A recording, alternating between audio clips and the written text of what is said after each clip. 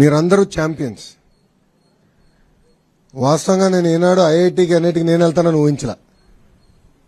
మనకి అది అవుదులే, వేరే యూనివర్సిటీస్కి వెళ్తే బెటర్ అని నేనైతే అనుకున్నా. కానీ ఈరోజు మీరు కష్టపడి బాగా చదివి మీ వెనకాలన్న తల్లిదండ్రులు గర్వంగా నవ్వుతూ సాధించారు. అందుకే మిమ్మల్ని అందరినీ ఈరోజు ఛాంపియన్స్ అని పిలుస్తున్నా.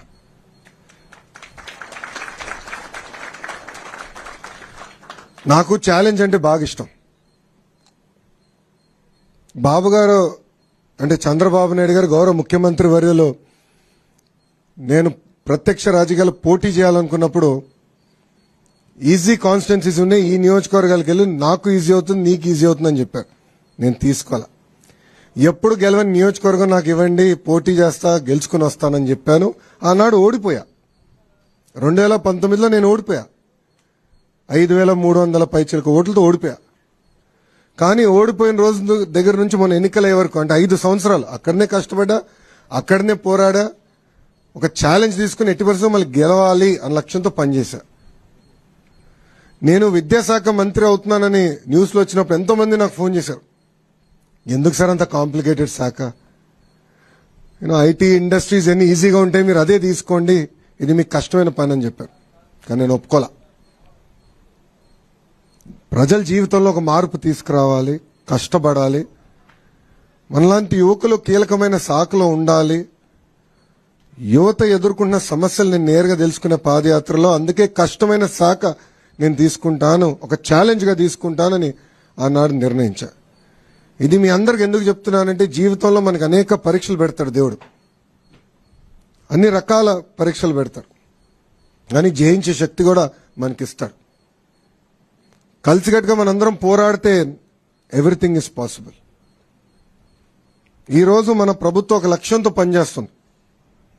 పేదరికం లేని ఆంధ్ర రాష్ట్రం, రాబోయే 5 సంవత్సరాలు 20 లక్షల మందికి ఉద్యోగాలు కల్పించాలనేది ఒక లక్ష్యంగా పెట్టుకున్నాం. నేను ఇతర రాష్ట్ర మంత్రులతో మాట్లాడా, అమెరికాలో ఉన్న లెఫ్టినెంట్ గవర్నర్స్తో మాట్లాడా. వాళ్ళందరూ ఆశ్చర్యపోతున్నారు, ఇన్ని ఉద్యోగాలు మీరు చేయగలుగుతారా అని, తీసుకురాగలుగుతారా అని. గతంలో తీసుకొచ్చాం, మేము చూపించాం.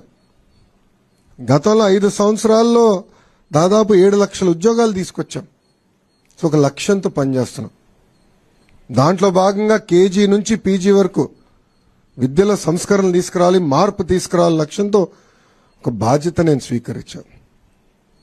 బాబు గారు ఎప్పుడు ప్రజల పరిపాలన ఉండాలని చెప్తారు.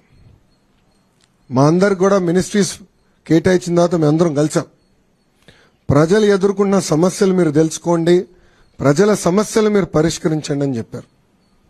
నా నంబర్ను ఎక్కడ సంపాదించావు నాకు తెలియదురా స్వామి. పెట్టాడు, ఆ రోజు బాధ కలిగింది. ఏదో దీనికి సొల్యూషన్ ఉండాలి, ఏం చేయాలని ఆలోచించాం. నాకు మెసేజ్ పెట్టినండి, నేను ఇమ్మీడియట్గా నా ఓఎస్డీ గారు చెప్పా, శశి సార్ని లేపాను, ఎటోగా సొల్యూషన్ ఎతకాలి.